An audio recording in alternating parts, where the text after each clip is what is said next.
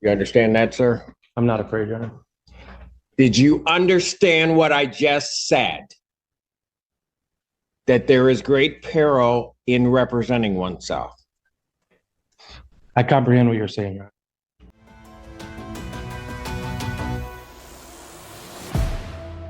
Before this even becomes about guilt or innocence, this hearing is about something far more dangerous: a defendant choosing to represent himself. Judges warn against this for a reason, and within seconds, you'll see exactly why this courtroom is already on edge. You're going to represent yourself in this matter, sir?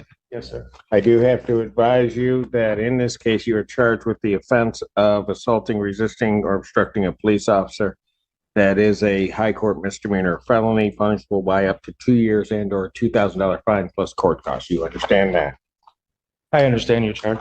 You understand also that there is great peril in one representing themselves. You understand that, sir? I'm not afraid, Your Honor. Did you understand what I just said? That there is great peril in representing oneself. I comprehend what you're saying, Your Honor. Hey, what? Either you're going to answer my questions and you're going to answer them properly, or we're going to have a long time and I'm not going to have these people wait. So while you decide how you're going to handle this, I'm going to have you have a seat. I'm going to pass your case. You will come back up and you will learn how to operate within this court. Plain and simple. Have a seat. Have a seat. That comment right there signals a power shift. Judges tolerate confusion. They do not tolerate disrespect. Once courtroom decorum breaks down, patience evaporates, and every answer the defendant gives is now being weighed through a very different lens. This might sound like wordplay. I want to wipe that smirk off your face while you're doing it. State your name. Good afternoon, Your Honor. My name is Daniel Magoo. I have stated the admonishments that I was giving to the defendant representing himself. I apprised him of the maximum penalties and the charges. Apprised him, and sir, I'll ask you the question again. You understand that there can be great peril in representing yourself.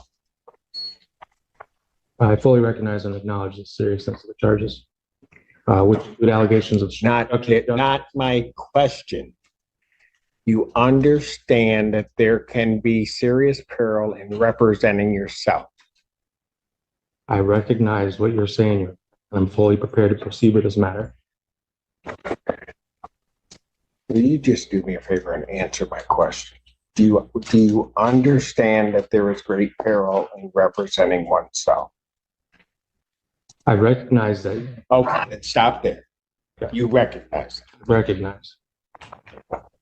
Do you understand that that in any of the proceedings that the court would hold you to the same as if you were a practicing attorney, will give no leeway one way or the other, will show no favoritism or no bias because you are representing yourself. You understand that, sir? I recognize what you're saying, Your Honor. You know what? I don't know why you just won't understand. I'm asking you, and I need a direct answer, whether you understand what I am saying, not whether or not you're recognizing the words. Do you understand what I am saying? I overstand what you're saying. This might sound like wordplay, but legally it's a dead end. Courts need clear acknowledgments for the record. Recognize or overstand doesn't establish comprehension, and without that, the judge can't lawfully move forward. You want to be, Your Honor. You have a seat. I'm not. Have a seat. Your Honor, I haven't had. Have a seat.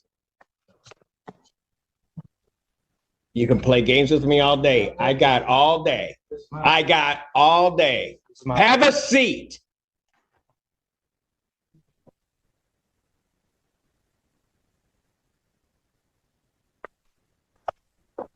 The other one's in custody. I realize we are now at least caught up within an hour. I think those that want to go probably want me to take a break about now. So I'm going to take about a 5 to 10 minute break. I'll come back out and then I'll call the case. The court's going to stand in recess. Good afternoon, Your Honor. Daniel Magoo. Here in Dewey Juris. All right. So on this matter, I was apprising you of your rights. I told you about the charges in this case. We get to the point of understanding that there is a certain peril in representing. Listening, sorry. My notes, I apologize, Your Honor. I meant no disrespect.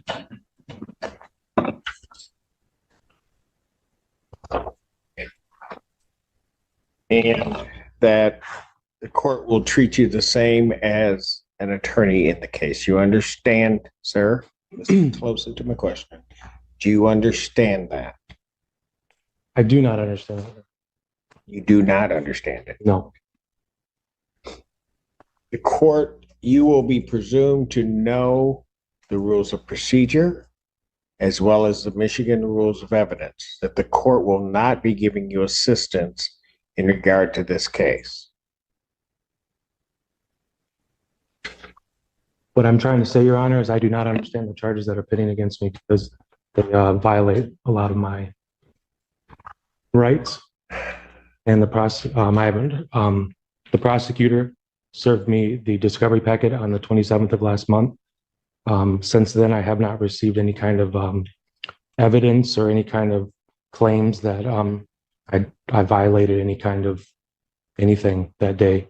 So I'm here waiting for that to occur. So no, I don't understand. Waiting for what to occur? Well, under the rights to due process, Your Honor, 4th, 5th, 8th Amendment, there has to be substantiated amount of evidence to accuse me of a crime, like assault on a police officer, obstruction of justice, and resisting arrest.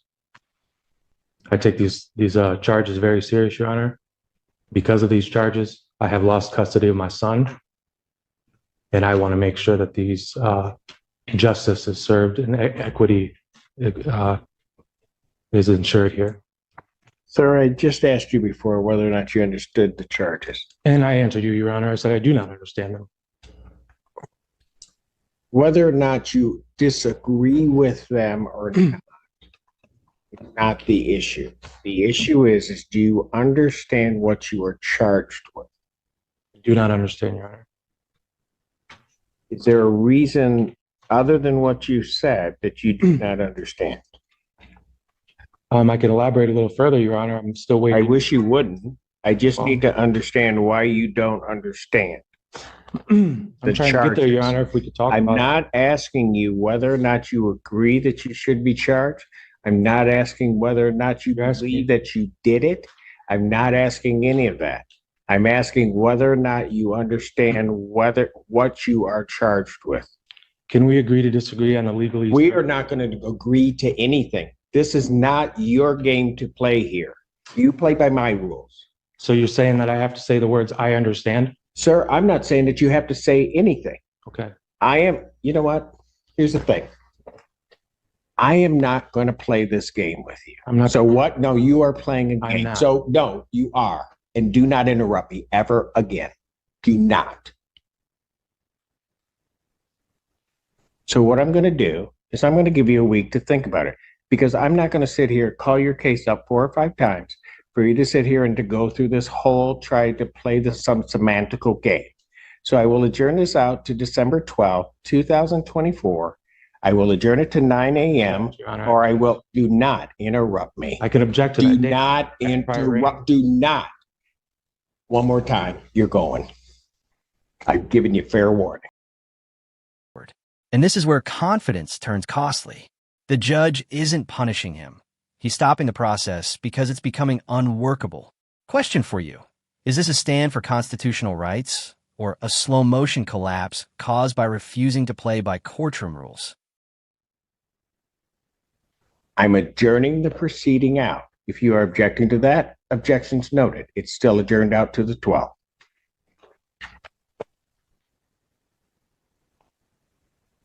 Bond will continue. You Your may Honor. leave now. I have constitutional. You may leave violation. now. Let's go. Let's go.